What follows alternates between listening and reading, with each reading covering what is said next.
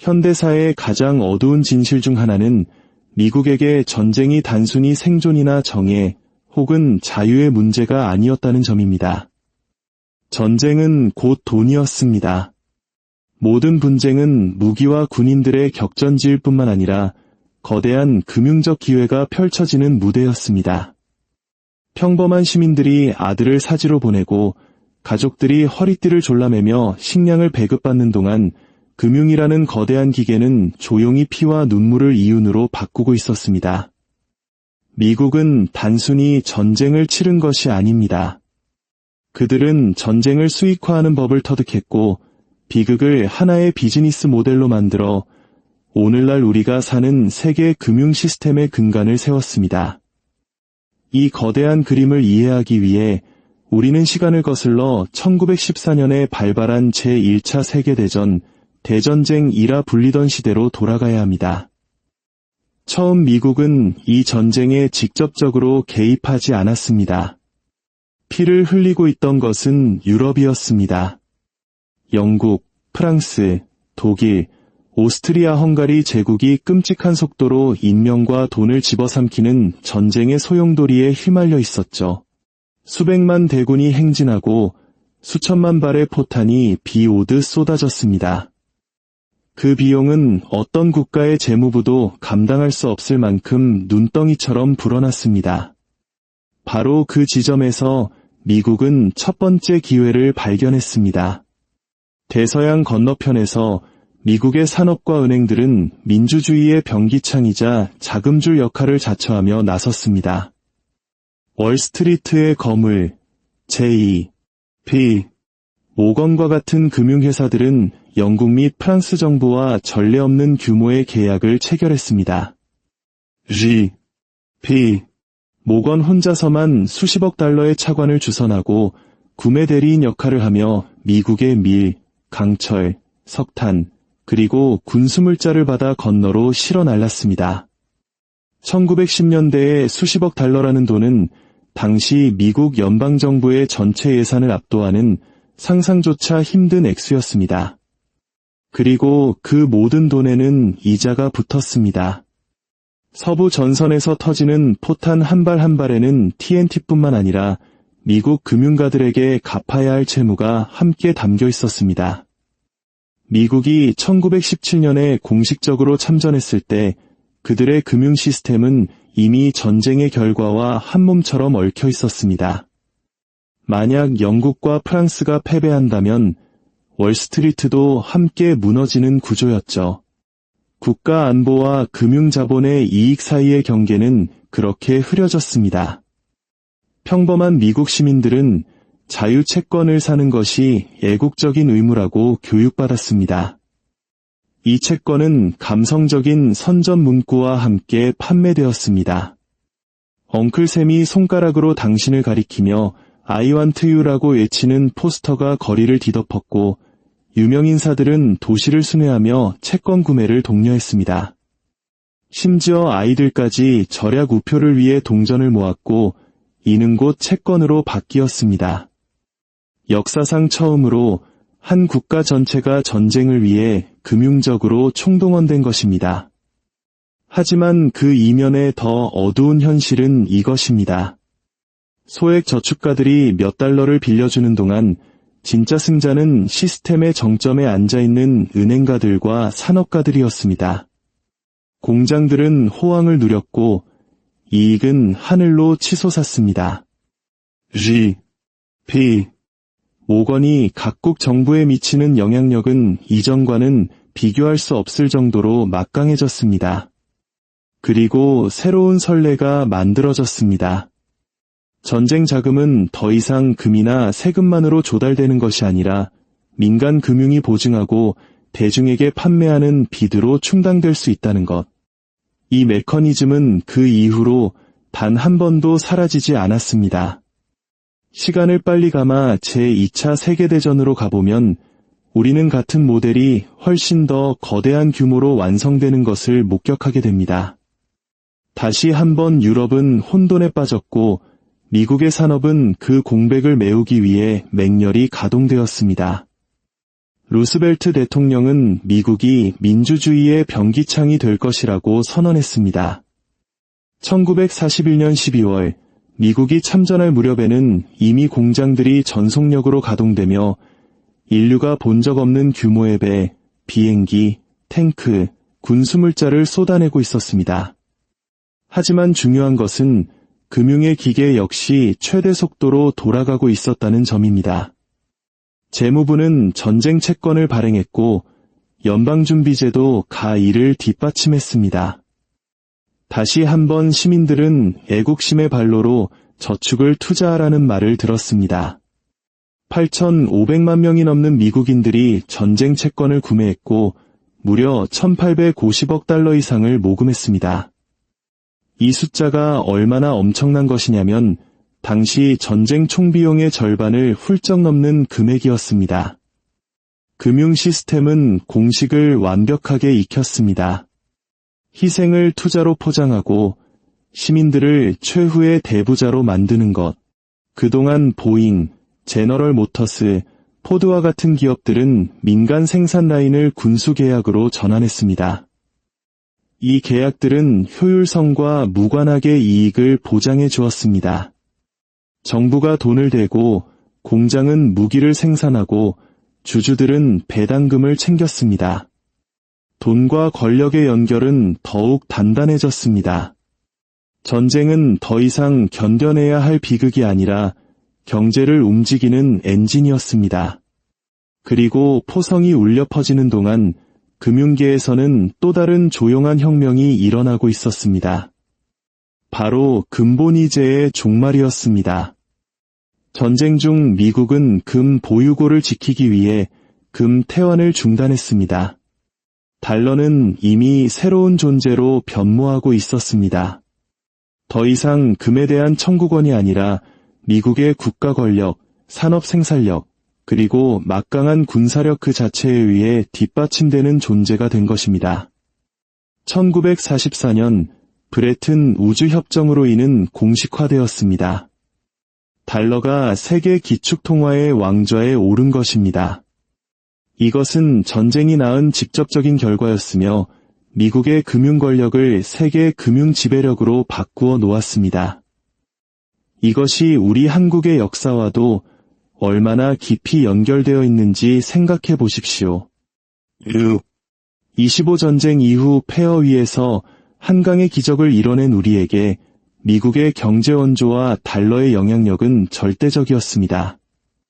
우리가 경험한 급속한 성장의 배경에는 바로 이 두 차례의 세계대전을 통해 부를 축적하고 세계 금융 시스템을 재편한 미국의 힘이 존재했던 것입니다.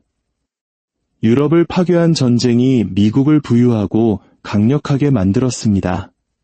판매된 모든 채권, 발행된 모든 대출, 재정비된 모든 공장이 바로 미국이 전장의 승리자일 뿐만 아니라 현대 세계의 금융 중심지로 부상하는 토대를 마련한 것입니다. 이야기는 1945년에 끝나지 않습니다. 뒤이은 냉전은 정치적 전쟁인 동시에 금융 전쟁이었습니다. 군비 지출은 급증했고 항공우주, 전자, 석유와 같은 산업 전체가 결코 줄어들지 않는 국방 예산으로 유지되었습니다. 경제학자들은 이를 군사적 케인스주의라고 불렀습니다. 정부가 전쟁에 막대한 돈을 씀으로써 경기를 부양하고 불황을 피할 수 있다는 개념이었죠. 한때 비상조치였던 것이 영구적인 전략이 되었습니다. 미국은 전쟁을 단순한 기회가 아니라 자국 금융 시스템의 구조적 특징으로 바꿔버렸습니다. 여기에 숨겨진 진실이 있습니다. 일단 전쟁 비용이 이익을 창출하는 시스템을 만들고 나면 더 많은 분쟁에 대한 유인이 항상 존재하게 됩니다. 방산업체는 번성하고 은행도 번성하며 정치인들도 번성합니다. 그렇다면 그 비용은 누가 짊어질까요? 바로 평범한 시민들입니다. 그들은 인플레이션, 세금, 그리고 국가 부채라는 형태로 그 대가를 치릅니다. 많은 한국인들에게 베트남 전쟁은 우리 아버지, 할아버지 세대의 희생이 깃든 아픈 역사입니다. 우리는 이념을 위해 싸운다고 믿었지만 그 거대한 전쟁의 이면에는 우리가 오늘 이야기하는 거대한 금융 시스템이 작동하고 있었습니다. 베트남 전쟁에 미국은 당시 돈으로 1천억 달러 이상을 쏟아부었습니다. 그 엄청난 인명피해와 궁극적인 군사적 실패에도 불구하고 금융의 톱니바퀴는 계속 돌아갔습니다. 방산업체들은 헬리콥터, 비행기, 무기, 네이팜탄을 보장된 가격에 공급했고 은행들은 채권 시장을 통해 재정 적자를 메웠습니다.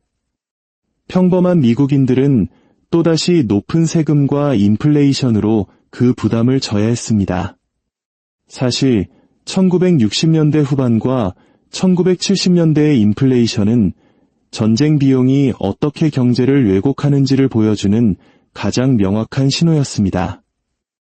막대한 전쟁 비용은 결국 달러와 금의 연결고리를 끊어버렸습니다. 1971년 리처드 닉슨 대통령은 공식적으로 금본위제를 폐지하며 더 이상 외국 정부가 달러를 금으로 바꿔갈 수 없다고 선언했습니다. 이는 역사적인 단절이었습니다. 달러는 명목화폐, 즉 실물 자산이 아닌 오직 미국 정부에 대한 신뢰와 그 뒤를 바치는 압도적인 군사력 및 경제력에 의해서만 가치가 보장되는 돈이 되었습니다. 그리고 1970년대 석유 파동과 함께 페트로달러 시스템이 탄생했습니다. 석유 거래를 오직 미국 달러로만 결제하게 만든 이 시스템은 금이 없어진 달러가 계속해서 전 세계적으로 필수적인 통화로 남도록 보장했습니다. 중동에서의 군사적 주도는 이 시스템을 유지하는 담보였습니다.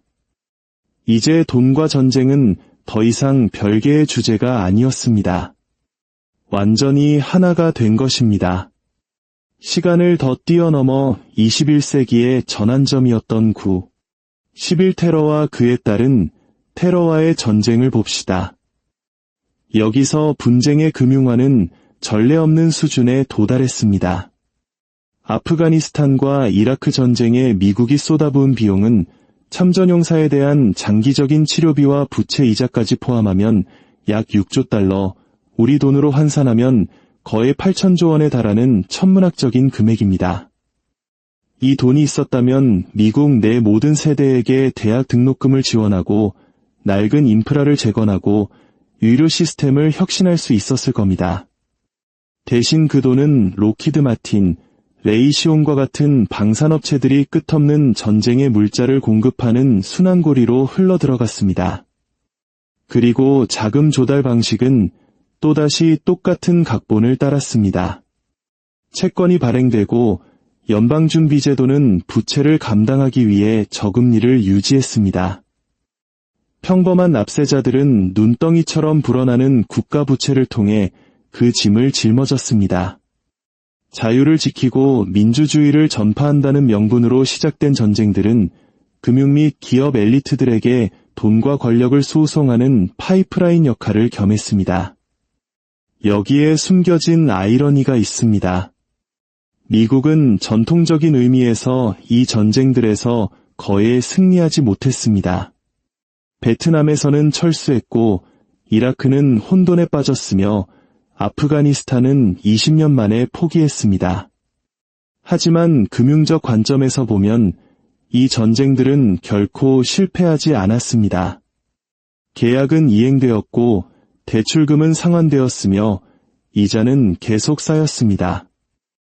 전쟁은 결과와 상관없이 수익성이 있는 사업이 된 것입니다. 시스템의 정점에 있는 이들에게 끝없는 분쟁은 문제가 아니라 비즈니스 모델 그 자체였습니다. 이것이 오늘날 우리에게 무엇을 의미할까요? 당신의 주머니 속 현금, 마트에서 느끼는 물가 상승, 월급에서 공제되는 세금 모두가 전쟁을 영구적인 배경 조건으로 정상화시킨 금융 시스템과 연결되어 있다는 뜻입니다. 폭탄이 떨어지든 떨어지지 않든 그 기계는 항상 돌아가고 있습니다.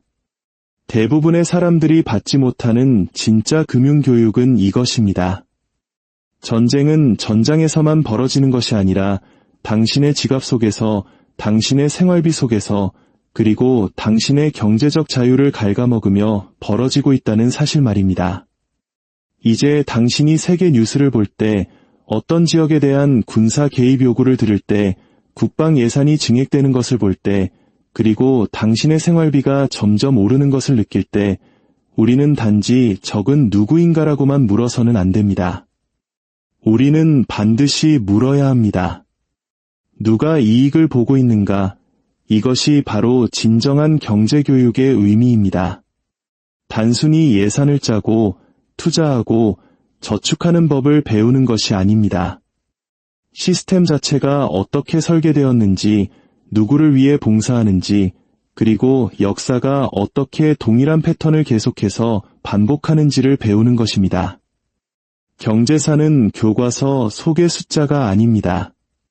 그것은 수많은 사람들의 삶과 희생, 제국의 흥망성쇠, 그리고 당신이 오늘 읽는 모든 헤드라인을 형성하는 부채와 이익에 숨겨진 구조에 관한 이야기입니다. 그러니 다음에 누군가가 당신에게 전쟁이 명예, 민주주의 혹은 자유에 관한 것이라고 말한다면 이것을 기억하십시오. 전쟁은 또한 대차대조표, 이자 지불, 그리고 기업의 이익에 관한 것이라는 사실을, 진정한 부와 경제적 자유를 원한다면 선전 구호 너머를 보고 돈과 권력의 기계가 가진 본 모습을 직시해야 합니다. 만약 우리가 그것을 이해하지 못한다면 그 기계는 우리를 똑같이 짓누를 것이기 때문입니다. 이야기가 세상을 보는 새로운 관점을 제시했다면 공유를 통해 더 많은 이들과 이 깊이 있는 통찰을 나눠주십시오. 구독은 우리가 함께 파헤칠 다음 역사의 진실을 놓치지 않겠다는 약속입니다. 여러분의 작은 행동이 더 많은 지식의 빛을 밝히는데 큰 힘이 될 것입니다.